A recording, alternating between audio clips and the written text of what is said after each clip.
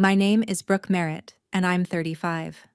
6 days after we buried my mother, my brother changed the locks on the house I grew up in and set my daughter's things on the porch in the rain.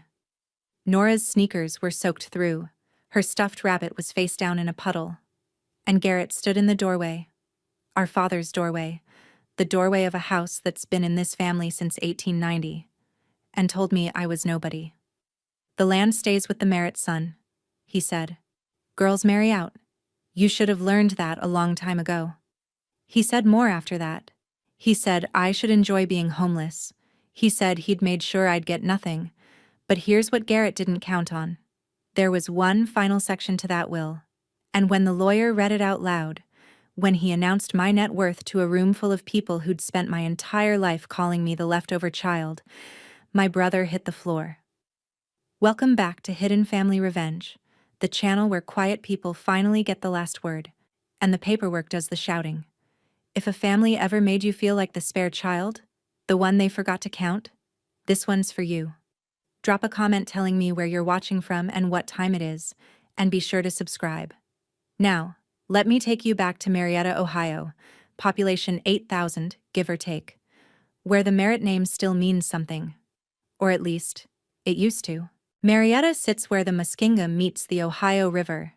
It's the kind of town where people know your grandfather's name and your credit score and which pew you sit in on Sundays. The Merritts helped build half the houses on Front Street. My great-grandfather started the shop, Merritt and Son Woodworks, in 1947, and the sign still hangs on 3rd Street in hand-carved walnut. My father, Tom Merritt, ran that shop for 31 years. He was good with his hands and terrible with his daughters. I say daughters, but there was only one. Me. And then there was Garrett. 6 years older, the firstborn son, the one whose name fit the sign. Growing up, the division was simple. Garrett went to the shop after school. I went to the kitchen with my mother, Ruth. Garrett learned to joint boards and read blueprints. I learned to make casseroles and keep quiet. My father had a phrase he repeated like a prayer. Every Thanksgiving, every property tax season, every time someone asked about the business. "The land stays with the Merritt son. Girls marry out." He said it the way you'd say the sun rises in the east. Not cruel, just fact. Ruth would press her lips together and pass the potatoes. I'd stare at my plate and count the peas. When I was 15, I asked my father if I could work in the shop on Saturdays. He looked at me like I'd asked to rewire the house. "What for?" he said. "You're not staying."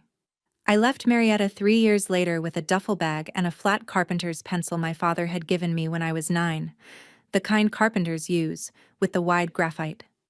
He'd tucked it behind my ear one afternoon and said, "There. Now you look like a Merritt." It was the only time he ever said that to me. I put myself through Ohio State. Accounting degree, then a master's in forensic accounting. The kind of work where you follow money through shell companies and fake invoices until you find the person who thought they were smarter than the spreadsheet. I was good at it. Really good. By 26, I was working at a firm in Columbus, pulling apart fraud cases that made the evening news. By 29, I'd started my own shop, Merritt Forensic Group. 3 employees, then 8, then 22. I built it in a rented office above a sandwich place on High Street, and I built it alone. Garrett called my work the calculator job. My father called it something to do until you settle down. Ruth, my mother, just asked if I was eating enough. Nobody in Marietta knew what forensic accounting was, and nobody cared to learn. At family dinners, when Garrett talked about the shop expansion or his plan to flip spec houses, my father leaned in and nodded. When I mentioned closing a 7-figure fraud case for a Fortune 500 client, he'd say, "That's nice, Brooke, pass the rolls." So I stopped mentioning it. I stopped bringing up the firm, the clients, the growth. I kept the carpenter's pencil in the inside pocket of my bag, a flat rectangle of cedar and graphite that smelled like the shop, like sawdust and my father's hands. I carried it everywhere. Not because I missed him exactly, because it reminded me what a Merritt was supposed to look like, and how quietly I'd become one anyway.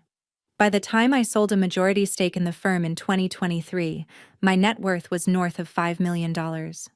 My family thought I rented a one-bedroom apartment and drove a Honda because I couldn't afford better. I drove a Honda because I liked it. Nobody ever asked. My father died 14 months ago. Heart attack. He was standing at the planer in the shop on a Tuesday morning, running a piece of white oak through the blades, and his heart just stopped. The paramedics said he was gone before he hit the floor. I got the call at my desk in Columbus. Gwen, my business partner, drove me to Marietta because my hands wouldn't stop shaking long enough to grip a steering wheel. When I arrived, Garrett was already holding court in the living room, accepting condolences, shaking hands with men from the Rotary Club. He'd put on a blazer. He looked like a man who'd been rehearsing for this role his entire life. I handled everything else. The funeral home arrangements, the death certificates, the insurance calls, the church bulletin.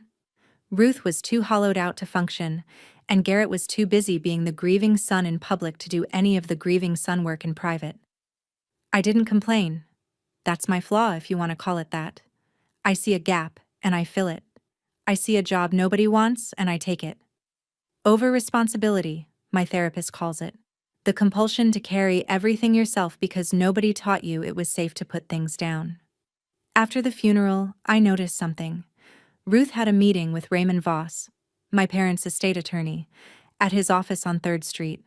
She went alone. She came back quieter than usual, but steadier, like someone who'd made a decision. I asked if everything was okay. She patted my hand. "Your father's affairs are complicated," she said. "Voss is sorting it out." I didn't push. I should have. But I had Nora to get back to, and a firm to run, and a mother who seemed like she wanted to carry this one thing by herself. So I let her. Ruth had a stroke 6 weeks ago. She was sitting in the garden, pulling weeds from the flower bed she'd kept up since I was born, and something in her brain gave way. The neighbor found her face down in the marigolds. She died at Marietta Memorial 3 hours later. I was in the car within 20 minutes of the call. Nora sat in the back seat watching the Ohio farmland blur past the window, not saying anything because 7-year-olds can feel when something is too big for words. The funeral was at First Congregational, the church where 4 generations of Merritts had been baptized and buried. 100 people came. Garrett gave the eulogy. He stood at the pulpit in a charcoal suit, Tom Ford if I had to guess, and spoke for 12 minutes. He talked about carrying the family name. He talked about the shop. He talked about what it meant to be a Merritt son, standing where his father and grandfather had stood. He mentioned Ruth's cooking. He mentioned her garden. He did not mention that she'd spent the last 14 months alone in that house, managing a grief she shouldn't have had to manage by herself. He did not mention me at all. Afterward, in the fellowship hall, Aunt Carol, Ruth's younger sister, pulled me aside and squeezed my arm. "Beautiful service," she said. "Your father would have been proud of Garrett." I almost laughed. I didn't. At the coat rack, as I was helping Nora into her jacket, a man in a gray wool suit appeared beside me. Raymond Voss. 66 years old, dry as chalk dust, the kind of lawyer who measures words like a pharmacist measures pills. "Stay in town," he said quietly. "Your father made changes to the will after Garrett's troubles. You'll want to hear them. Both of you, together." Then he nodded once and walked away. 6 days after the funeral, Garrett called me. I was in the kitchen of my parents' house, my mother's house, making oatmeal for Nora. The morning light came through the window over the sink the way it always had, flat and golden, catching the dust motes above the counter. "I need you out by Friday," Garrett said. No preamble. No, "How are you?" Just the demand, like a contractor giving a deadline. "Excuse me?" "The house, Brooke, it's mine. Dad made that clear for 30 years. Probate is a formality. Voss will confirm it. I need you and the kid out so Sloan and I can start the renovation." The kid. He called my daughter the kid. "We haven't had the reading yet," I said. "There's nothing to read. You know the rule. The land stays with the Merritt son. You left. I stayed." End of discussion. I could hear Sloan in the background, her voice a bright, sharp thing. "Tell her Friday at the latest, babe." I gripped the counter. Nora was watching me from the table, spoon halfway to her mouth. I'm not leaving until Voss reads the will, I said. Then you'll leave with nothing, Garrett said. And then, and I want you to hear this exactly, because he said it like he'd practiced it. Like it was a line in a script he'd been writing in his head for years. Hope you enjoy being homeless, Brooke. I made sure you get nothing. He hung up. I set the phone on the counter face down. I finished making the oatmeal. I sat across from my daughter and I ate. Because that's what you do when someone tries to take the ground out from under you. You plant your feet and you eat your breakfast. When I tried my key on the front door that evening, the lock had already been changed. The brass key on its cracked leather fob, the one my father gave me at 18, saying, "For when you come home," turned in the cylinder and caught. Dead. The boxes were on the porch by the time I walked around back. 3 cardboard moving boxes, the cheap kind from the hardware store on Pike Street. Nora's clothes, my suitcase, Ruth's recipe tin, the one she'd promised me, the one with index cards in her handwriting going back 40 years. All of it sitting in a half-inch of rainwater on the wooden planks where my mother used to drink her morning coffee. Sloane opened the front door. She was wearing a cream cashmere wrap and holding a glass of Sancerre like she was hosting a gallery opening. "Oh," she said, looking at me the way you'd look at a courier who showed up at the wrong address. "You're still here." "Where's Nora's room?" I asked. "Where are her books?" "Garrett packed everything that was yours. Or hers. This isn't really her home, Brooke. She's visited, 4 times?" She said it like geography was the measure of belonging. Like a 7-year-old needed to earn her place in her own grandmother's house. I felt something lock into position behind my ribs. Not anger exactly. Clarity. I walked to the car, loaded the boxes into the trunk, buckled Nora into her booster seat. Then I came back to the porch. Sloane was still standing there, sipping her wine, watching me like a show. "You can keep the locks," I said. "You can keep every room in this house. But you will not speak about my daughter again. Not to me, not to Garrett, not to anyone in this town. That's not a request." Sloane's smile thinned. She stepped back inside and closed the door. I got in the car. Nora was holding her damp stuffed rabbit against her chest. "Where are we going, Mom?" she asked. I didn't have an answer yet. I just drove. We ended up at the Riverview Motel on Route 7, a mile outside town. $49 a night. 2 double beds, a microwave, and a window that looked out over the parking lot toward the river. Nora thought it was an adventure. She bounced on the bed and asked if we could order pizza. I said yes because I couldn't say anything else without my voice cracking. I sat on the edge of the other bed and stared at my phone. I had a condo in Columbus. I had a life there. A good one. I could pack Nora up, drive 2 hours west, and never set foot in Marietta again. Let Garrett have the house. Let him have the sign and the shop and the whole crumbling kingdom. I didn't need it. I'd built my own. But Voss had said stay. Your father made changes. And Ruth, my mother, had met with Voss alone after the first funeral and come back looking like a woman who'd set something down she'd been carrying for decades. I owed it to her to hear whatever this was. And honestly, and I'll be straight with you here, Marietta was the only place Nora had ever seen her grandparents. The backyard with the marigolds. The river path where my father used to take me fishing on Saturday mornings, back before he decided I wasn't worth the time. The 18 acres behind the property, down by the water, where the old boathouse sat under a canopy of sycamores. Nora loved that land. She called it the river place. So I stayed. Not to fight, not to win anything. I stayed because Voss asked, because my mother would have wanted me to hear it, and because my daughter deserved to know this town the way I used to, before the Merritt name became something that only counted if you were born male. Raymond Voss's office was on the 2nd floor of a limestone building on 3rd Street, 3 doors down from the shop. The stairwell smelled like old paper and lemon oil. His desk was walnut, built by my grandfather. The bookshelves behind him held 40 years of Ohio Revised Code and a framed photo of him shaking hands with my father at some Rotary dinner in the 90s. "Sit down, Brooke," he said, gesturing to the leather chair across from him. He didn't do small talk. I liked that about him. The formal reading is next Thursday. Both you and Garrett are required to be present. Required?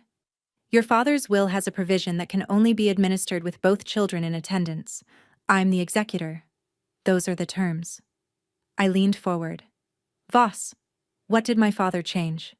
He folded his hands on the desk, the way careful people do when they're choosing words.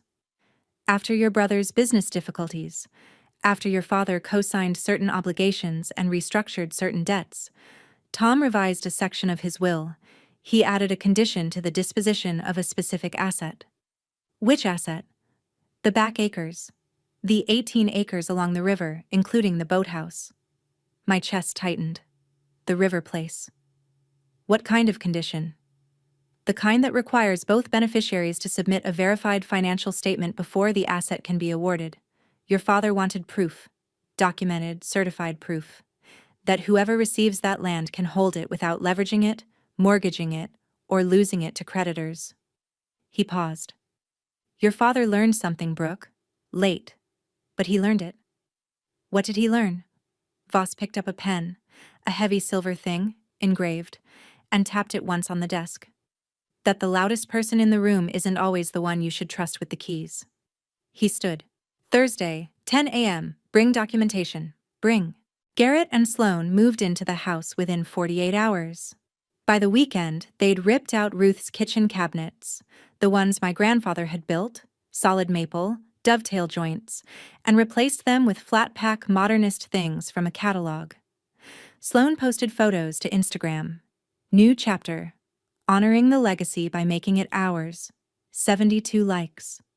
I drove past the shop on Monday and saw a hand-lettered sign taped to the window. Estate sale, tools and equipment. Everything must go. My father's tools, his draw knives, his hand planes. 30 years of carefully maintained steel, each piece oiled and hung in order on the pegboard wall. Garrett was selling them off like yard sale junk. I parked across the street and sat there for 10 minutes, engine running, watching strangers walk out carrying my father's chisels in plastic bags. I almost drove away. Almost. Then I saw it, shoved against the back wall behind a stack of scrap lumber. My father's toolbox. The old green metal one with the dented lid and the brass latch. The will had specifically left it to me. Personal hand tools and toolbox to Brooke. The only thing my name was attached to. I walked in. Garrett was at the counter counting cash. He looked up. You're not welcome here. That toolbox is mine, I said. Dad's will lists it. You know that. He stared at me for a long beat. Then he shrugged. Take it. It's junk anyway. Just like everything else he left you. The toolbox was heavier than I expected. I carried it to the car with both arms, set it in the trunk next to Nora's car seat. Something shifted inside when I put it down, a metallic scrape, like an object sliding against the tin lining. I didn't open it yet. I wish I had. I want to pause here, because I know some of you have held a box like this. The only thing a parent left you, while someone else took the house. If that's you, tell me in the comments what was in your box. A ring, a Bible, a set of measuring cups. I want to hear it. And if this story is landing, subscribe so the algorithm stops burying it. Okay, back to that toolbox. And the woman who showed up at my motel room 3 days later. Aunt Carol showed up at the Riverview Motel on a Wednesday evening, unannounced, with a Tupperware of potato soup and an agenda. She was 63, Ruth's younger sister, a retired school secretary who'd lived in Belpre her whole life. She wore a fleece vest and orthopedic shoes, and an expression that was trying very hard to look sympathetic. I heard about the house, she said, settling onto the edge of the bed like she owned the room. Nora was doing homework at the little desk. Carol glanced at her once, then turned back to me. Brooke, honey, I know this feels unfair. But you need to understand. This is how it's always been. Your father's father did the same thing. My father did the same thing. Boys keep the land. Girls marry out. There it was. The Family Catechism. Straight from the book of Tom Merritt. Carol, I'm not married, I said. I have a 7-year-old daughter sleeping in a motel room because my brother threw our things in the rain. And that's terrible. It is. But fighting it will only make things worse. She leaned forward. I gave up my share of your grandfather's farm, 40 acres. I signed it over to my brother because that's what was expected. And you know what? I survived. You will too. She said it like survival was the ceiling. Like a woman's highest ambition should be to endure the theft with grace. Did you want those 40 acres, Carol? She blinked. For half a second, something honest moved across her face. A flicker of old anger, old loss, the kind that calcifies into acceptance because the alternative is too heavy. It doesn't matter what I wanted, she said. It matters what works. She left the soup. She left her advice. And she left me sitting in that motel room, understanding for the first time that Carol wasn't just enabling the tradition, she was its oldest casualty. The next morning, I set up my laptop on the motel desk, made a pot of terrible coffee from the in-room machine, and went back to being Brooke Merritt, CPA, CFE, founder of a forensic accounting practice that had billed $14 million in fees last fiscal year. Nora sat on the bed, watching cartoons with the volume low, while I reviewed a fraud referral from a manufacturing company in Akron. Numbers steadied me. They always had. Numbers don't play favorites. They don't care if you're a son or a daughter. They just tell you what's true. At noon, I called Gwen Avery, my partner at the firm. Technically, the managing partner now, since I'd sold my majority stake but kept an advisory role and a meaningful equity position. How's small-town life treating you? She asked. My brother sold my father's tools and my aunt brought me potato soup and a lecture about knowing my place. Charming. Do they still think you're a bookkeeper? They think I'm a bookkeeper who can't afford her own apartment. Gwen was quiet for a beat. Then, Brooke, do they even know what you're worth? I looked out the window at the parking lot. My Honda Civic sat between a pickup truck and a minivan. No one in Marietta had ever seen the inside of my portfolio. No one had ever asked. They never asked, I said. And you never told them? No? Why? I thought about it. The honest answer was complicated. Pride, stubbornness, the leftover sting of being told my work was a hobby. But the simplest answer was this: because I shouldn't have to prove my value to people who decided I had none before I was old enough to talk. Gwen let out a long breath. Fair enough. But Brooke, if there's a reading, and if something's at stake, you might have to show those numbers whether you want to or not. 2 days before the reading, I drove past the house on Maple Lane to check on Ruth's garden. Old habit. The marigolds were already dying. Nobody was watering them. But that's not what stopped me. There was a man on the front porch, mid-40s, wearing a polo shirt with a bank logo on the chest. He was speaking to Garrett through the screen door, and Garrett's voice had a pitch I'd never heard before. Tight, defensive, almost pleading. The estate will cover it, Garrett was saying. Once probate clears, I'll have access to everything. You'll get your payment. Mr. Merritt, this notice is the third we've sent. The balance on the second mortgage is past due by.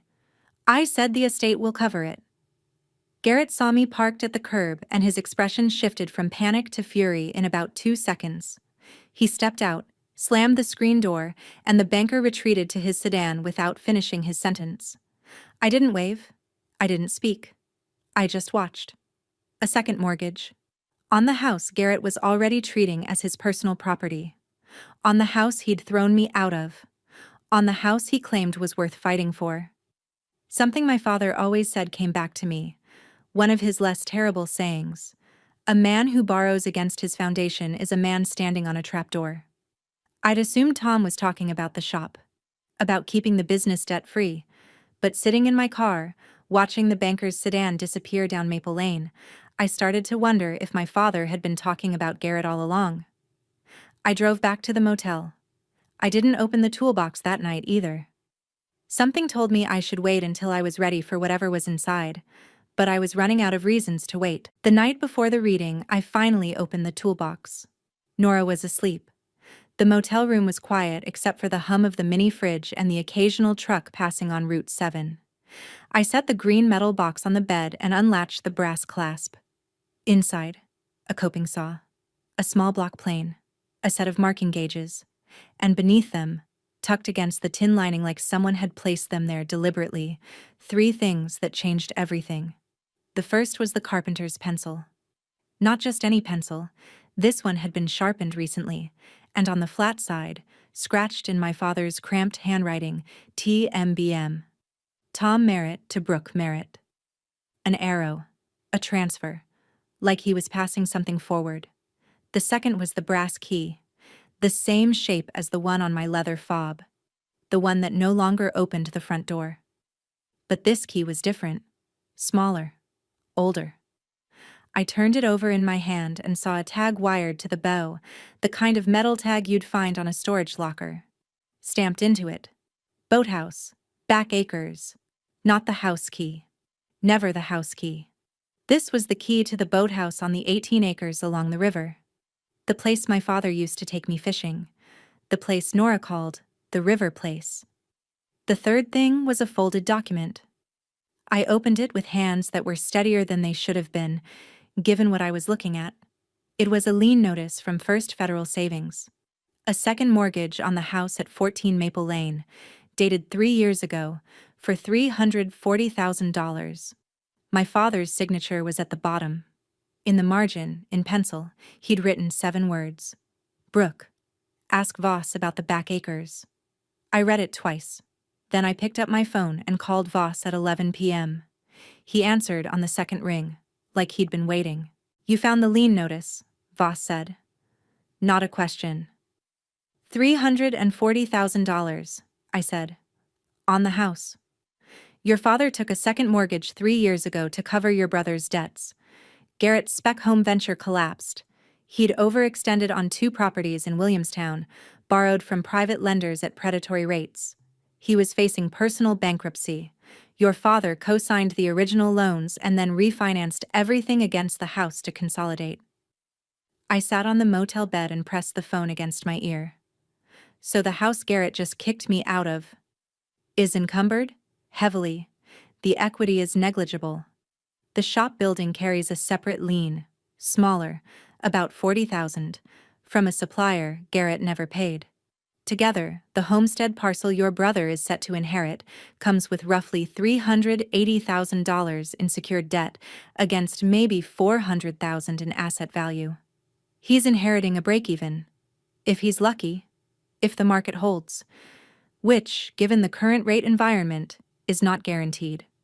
I looked at the lien notice in my hand, my father's handwriting in the margin. And the back acres? The 18 acres along the river are the only unencumbered asset in the estate. No liens, no mortgages, current appraised value, approximately $1.1 million. Your father knew that if he left it outright to Garrett, it would be leveraged within a year. So he added the condition I mentioned: both children submit verified financial statements, and the land passes to whichever child can demonstrate the ability to hold it debt-free. Dead hand control, I said. I knew the term. I'd seen it in estate cases. Exactly. It's enforceable. Ohio probate courts uphold conditional bequests routinely. He paused. Your father learned something, Brooke. The hard way. But he learned it. I hung up and sat there for a long time, holding the brass key in one hand and the pencil in the other. Voss called both of us the next morning to explain the requirement. Garrett's reaction was immediate and loud. I could hear him through the phone even though Voss had us on separate lines. A financial statement? Fine. Happy to. I've got nothing to hide. He did have something to hide. He had $380,000 of something to hide. But Garrett had spent his whole life believing that confidence was the same as competence, and this was no different. He submitted his verified statement to Voss by noon. Then he called me. Just so you know, he said, and I could hear the grin in his voice. I already turned in my paperwork. The land is mine by sundown tomorrow. I stayed. I ran the shop. I carried the name. A piece of paper isn't going to change 30 years of Dad telling the whole town who his heir was. Okay, I said. Bring your little pay stub, Brooke. Or your W-2, or whatever it is calculator people file. It doesn't matter. Dad's condition was a formality. He knew I'd qualify. He just wanted it on record. Okay, I said again. Is that all you're going to say? Okay? What would you like me to say, Garrett? Silence. Then, I'd like you to say you understand. That the land, all of it, was always supposed to be mine. That's how this family works. That's how it's always worked. I looked at Nora, who was drawing a picture of a river at the motel desk with a green crayon. I understand exactly how this family works, I said. I'll see you tomorrow. I hung up and called Gwen. I need a verified financial statement by 5 p.m. today, I said. Full portfolio, CPA certified, net worth summary on the front page. You're doing this. I'm doing the last thing my father ever asked me to do. I'll have it in 3 hours. That night, after Nora fell asleep, I sat in the motel parking lot with the engine off and the windows down, listening to the river. The Ohio was half a mile away, but on still nights you could hear it. A low, constant sound like the town breathing. I didn't need the 18 acres. I had money. I had a career. I had a daughter who was healthy and smart, and who'd be fine whether we lived in Columbus or on the moon. The rational part of my brain, the forensic accountant part, the part that ran cost-benefit analyses for a living, said walk away. Let Garrett have the land. Let him mortgage it, lose it, watch it get auctioned off by a bank. None of that was my problem. But the other part? The part that remembered Saturday mornings on the riverbank, my father showing me how to tie a clinch knot, the way the sycamores turned gold in October, the sound the boathouse door made when it opened on its rusted hinges. That part wouldn't let go. My father had written my initials on a pencil. He'd put a key to the boathouse in the toolbox he left me. He'd written "Ask Voss" in the margin of a lien notice and tucked it where only I would find it. Those weren't accidents. Those were instructions from a man who'd spent his whole life believing the wrong thing and had finally, too late, started to see it. I picked up my phone and texted Gwen. Send the statement to Voss. She replied in under a minute. Already done. $5.83 million. Certified by Kowalski and Associates. Independent CPA. You're on record. I looked at the river. I wasn't doing this to beat Garrett. I was doing the last thing my father ever asked me. If that also happened to prove him wrong about everything he'd ever said about daughters, well, numbers don't lie. The morning of the reading, Sloane showed up at my motel room at 7 a.m. She was dressed like she was going to brunch. Silk blouse, linen trousers, a Tory Burch tote that probably cost more than my monthly motel bill. She had a manila envelope in her hand. Can we talk? She said, leaning against the doorframe with a smile that was trying very hard to look warm. Woman to woman? I let her in because I wanted to hear what she'd say. Nora was brushing her teeth in the bathroom. Sloane sat on the edge of the bed and opened the envelope. This is a quitclaim deed, she said, sliding it across the comforter. Garrett asked me to bring it. You sign this, you release any claim to the estate, the house, the land, everything. And in exchange, Garrett will give you $15,000 and all of Ruth's personal photos. I looked at the document. 4 pages. Crisp, printed, already notarized on Garrett's side. He'd had a lawyer prepare this. He'd planned it. 15,000, I said. And photos. It's generous, Brooke. Given that the will clearly favors Garrett, you'd spend more than that on legal fees trying to contest it. This way, everyone walks away clean. No drama. No hard feelings. No hard feelings, I repeated. Your husband threw my daughter's sneakers in the rain. Sloane's smile didn't waver, but her eyes did. Garrett can be impulsive, but he means well. He's under a lot of pressure right now. I'm sure he is. I folded the quitclaim and slid it back into the envelope. I don't sign things I haven't had time to review, I said, and I don't sign things under pressure in motel rooms. If Garrett has an offer, he can present it through Voss. Sloane stood up. The warmth was gone. You're making this harder than it needs to be. Maybe, I said. Or maybe I'm just making it honest. She left without the envelope. I threw it in the trash. Gwen called at 8:30. Statements delivered to Voss's office, certified, sealed, the whole package. Kowalski signed off personally. Thank you. Brooke. Her voice shifted. Careful.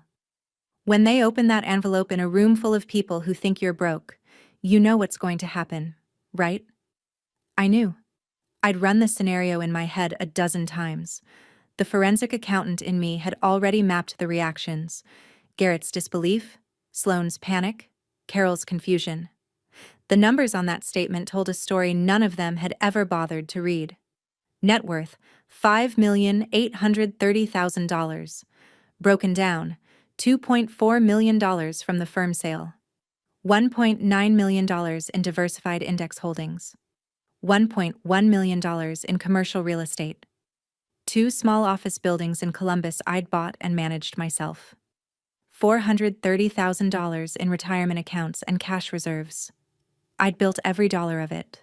No inheritance, no family money, no husband's income. Just 17 years of being very good at something my family called a hobby. I know what's going to happen, I said. Are you ready for it? I looked at Nora, who was sitting on the bed, braiding the ears of her stuffed rabbit with the focused intensity only a 7-year-old can muster. This child had slept in a motel for 2 weeks because her uncle decided she didn't belong in her grandmother's house. She'd heard Sloane say, "This isn't really her home." She'd packed her own backpack without being asked, because she was already learning that being a merit girl meant carrying your own weight. "I'm ready," I said. "Good. Call me after." "And Brooke?" "Yeah." "Make them say the number out loud." I almost smiled. Almost. Quick honesty check before the reading. People kept telling me to sign and walk away. Keep the peace. Accept my place. Maybe someone's telling you that right now about your own situation, your own family, your own inheritance, your own worth. So tell me, would you have signed that quitclaim? Comment yes or no. And hit subscribe, because the next room I walked into is the one I'd been waiting 17 years to sit in. Let's go. Voss's office, Thursday, 10 a.m. The conference room smelled like lemon polish and old leather. A walnut table my grandfather had built sat in the center, 6 chairs around it, a pitcher of water, and 2 folders placed precisely at the head where Voss would sit. Garrett arrived first. Charcoal suit, pocket square, Rolex catching the overhead light. He pulled out a chair and sat like a man about to accept an award. Sloane came in behind him, phone already out, probably composing a caption for later. Carol arrived next, clutching her purse strap with both hands, wearing the same fleece vest she'd worn to the motel. She nodded at me once and sat as far from Garrett as the table allowed. I took the chair across from my brother. Nora was with a sitter at the motel. I'd decided she didn't need to see this, whatever this turned out to be. In my bag, next to the carpenter's pencil, I felt the weight of the brass key. And sitting there in that room, with the morning light falling across the table, I suddenly understood something I'd missed for 20 years. The key my father gave me at 18, the one I'd carried on the cracked leather fob, the one I'd tried in the front door lock the night Garrett changed it, had never been a house key. It was too small, too old. The teeth were wrong. It was the boathouse key, the key to the river place. My father had given me the key to the 18 acres when I was 18 years old, and I'd spent 17 years thinking it was something else entirely. Voss entered, closed the door, and took his seat. He placed his hands flat on the 2 folders. "We'll begin with your father's will," he said. "Then we'll address the final section." Garrett smiled. I did not. Voss opened the first folder. Last Will and Testament of Thomas Edward Merritt, revised 18 months ago, witnessed and notarized in Washington County, Ohio. He read the standard provisions, debts, funeral expenses, executor appointment, in the flat, measured tone of a man who'd done this 1,000 times. Then he reached the distribution. "To my son, Garrett Thomas Merritt, I leave the following. The residential property at 14 Maple Lane, Marietta, Ohio, including all structures. The commercial property at 312 3rd Street known as Merritt and Son Woodworks, including all fixtures and remaining inventory, and all real property comprising the homestead parcel as recorded in Washington County deed records. Garrett leaned back. He didn't smile. He did something worse. He nodded, slowly, like a king confirming what he already knew. To my daughter, Brooke Ellen Merritt, I leave my personal hand tools and toolbox. That was it. One line. 35 years of being Tom Merritt's daughter, reduced to a green metal box and a set of chisels. Carol exhaled softly. Sloane was already typing on her phone. Garrett turned to me. "The land stays with the Merritt son," he said, and the phrase rang through that room like a bell he'd been waiting his whole life to strike. "I'm sorry it had to be this way, Brooke, but Dad made his choice. He always made his choice." I said nothing. I looked at Voss. Voss looked back at me with an expression that was almost, the ghost of patience.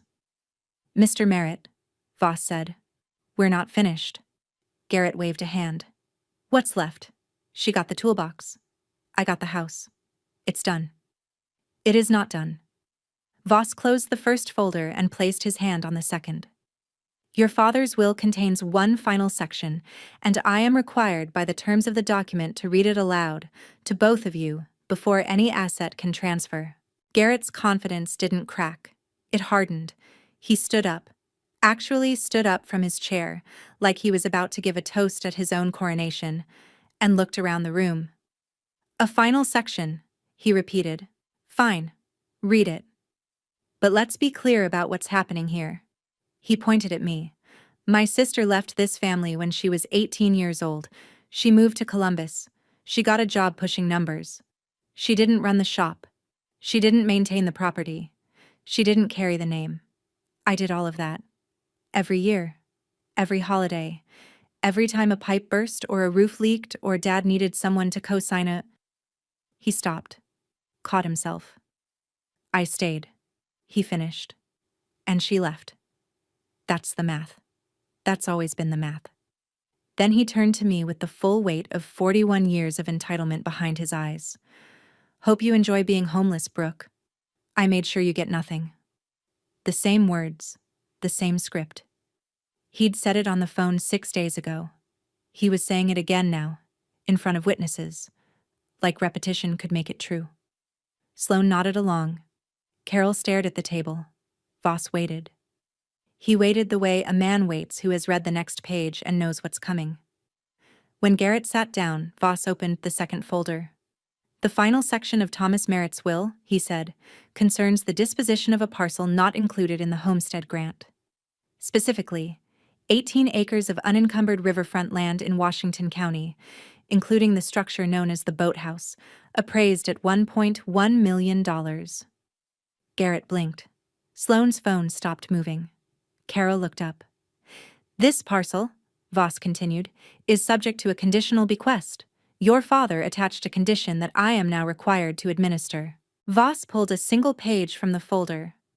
I recognized the paper. Heavy cream stock, the kind they use for legal instruments that are meant to last. "I'll read your father's words exactly as written," Voss said. He adjusted his glasses. "I, Thomas Edward Merritt, being of sound mind, do hereby direct that the 18-acre riverfront parcel, Washington County parcel number O4-117-22000, including all structures thereon, shall not be distributed as part of the homestead grant. This land has been in the Merritt family for 4 generations. I have watched it held, improved, and honored.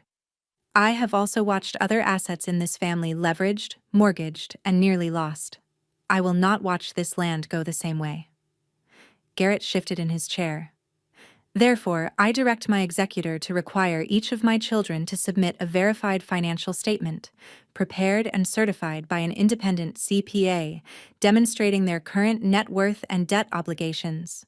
The 18-acre parcel shall pass to whichever child demonstrates the financial capacity to hold this land free and clear, without mortgaging it, leveraging it, or placing any encumbrance upon it, for a minimum period of 10 years. Voss paused. The room was silent except for the clock on the wall. If neither child meets this standard, the land shall be sold and the proceeds donated to the Washington County Land Conservancy. He looked up. I have spent my life believing that land passes to the son. I was wrong. Land doesn't go to the loudest, it goes to whoever can hold it. That last line, I felt it land in my chest like a stone dropped into still water. My father, the man who told me at 15 that I wasn't staying, the man who never once asked about my work, had written those words in a lawyer's office, alone, knowing he was putting them on paper for the rest of time. Carol made a small sound. Garrett said nothing. Voss set the page down. Both financial statements have been submitted. I will now review them. Voss opened 2 sealed envelopes side by side. He read Garrett's first. Garrett Thomas Merritt, verified financial statement prepared by Henderson Accounting, Parkersburg, West Virginia. He scanned the page. Total assets, residential property at 14 Maple Lane, estimated value $410,000. Commercial property at 312 3rd Street, estimated value $95,000. Vehicle, personal accounts totaling $11,400. He paused. Total liabilities. Second mortgage on 14 Maple Lane, balance $298,000. Supplier lien on 312 3rd Street, balance $42,000. Outstanding personal loans from private lenders, balance $87,000. Credit card obligations, $31,000. The numbers hung in the air like smoke. Net worth, Voss said, his voice flat and precise. Negative $41,600. Garrett's jaw locked. Sloane's hand found his arm and gripped it. That's temporary, Garrett said. The business is recovering. Those debts are being restructured. Once the estate settles and I sell a few, Mr. Merritt. Voss's voice was quiet but final. The condition requires demonstrated capacity at the time of filing, not projected future capacity, not optimistic forecasts. Your statement shows insolvency. The house is worth $400,000. The house carries $340,000 in secured debt that you co-created and your father absorbed. You didn't inherit an asset, Mr. Merritt. You inherited a lien. Garrett looked at me. For the first time since the funeral, maybe for the first time in years, he actually looked at me. Not through me, not past me, at me. And I saw something I'd never seen in my brother's face before. Fear, not of me, of the number, of the math, of the simple, merciless arithmetic that his entire life had been built on a foundation made of someone else's money, and now the balance was due. Read hers, he said hoarsely. Read my sister's. Voss picked up the second envelope. Brooke Ellen Merritt, Voss read. Verified financial statement prepared by Kowalski and Associates, Independent CPA, Columbus, Ohio. He turned the page. The room was so quiet I could hear Carol breathing. Total assets. He read each line the way he read everything, evenly, without emphasis, like a man reading a weather report. Equity stake in Merritt Forensic Group, post-sale, $2.4 million. Diversified investment portfolio, $1.9 million. Commercial real estate holdings, 2 properties. Columbus metropolitan area, $1.1 million. Retirement accounts, $280,000. Cash and liquid reserves, $150,000. Sloane made a sound, not a word. A sound. Something between a gasp and a swallow, like the air had been punched out of her. Total liabilities, Voss continued. 0.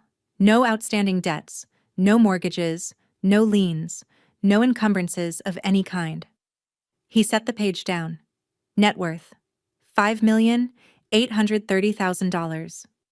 The number sat in the room like a detonation nobody heard coming. $5.83 million. Every dollar earned. Every dollar mine. Garrett stared at me. His mouth opened. Closed. Opened again. Nothing came out. Carol pressed her hand over her own mouth. Sloane had gone completely still, her phone forgotten in her lap, her face the color of old paper. I didn't speak. I didn't need to. I placed my hand on the carpenter's pencil in my bag, TM to BM, and I waited. By the terms of your father's conditional bequest, Voss said, Brooke Merritt is the only qualifying beneficiary. The 18-acre riverfront parcel, including the boathouse, passes to Brooke. He looked at Garrett. Mr. Merritt, do you have any questions? Garrett's hands were flat on the table, fingers spread, like he was trying to hold himself to the surface of the earth. His face was white, his breathing was shallow and wrong. 5, he whispered. 5 million. 5.83, Voss corrected, because Raymond Voss was a man who believed in precision. And then my brother's eyes rolled back, and he went down. He hit the chair on the way down. The chair hit the table.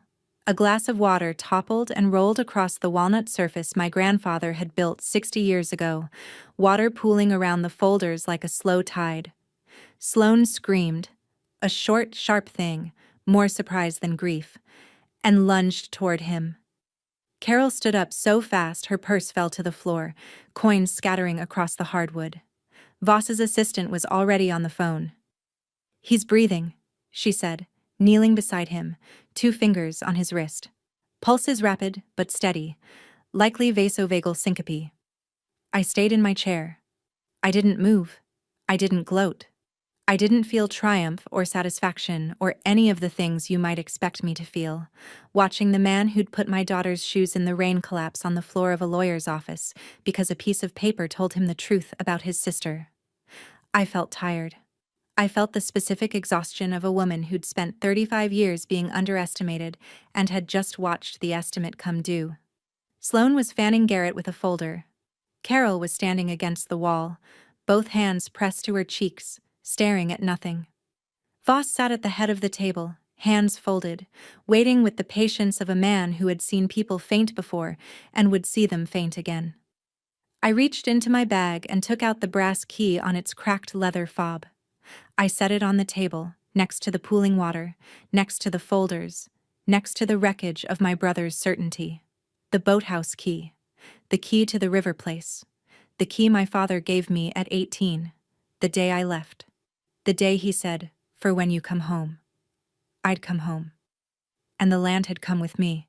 The paramedics arrived in 11 minutes. By then, Garrett was sitting up in a chair, a cold compress on his forehead, Sloane hovering beside him like a bodyguard who'd been caught sleeping. The EMTs checked his blood pressure, shone a light in his eyes, recommended he see his doctor. He refused transport. Of course he did. Merritt men don't ride in ambulances.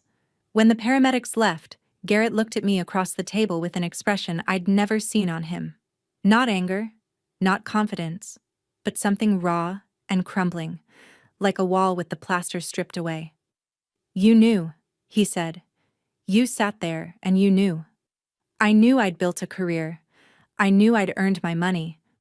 I didn't know it would matter in this room until a week ago. You hid it. You let me. You wanted me to look like a fool. You looked like whatever you chose to look like, Garrett. I didn't make a single choice for you. His jaw trembled.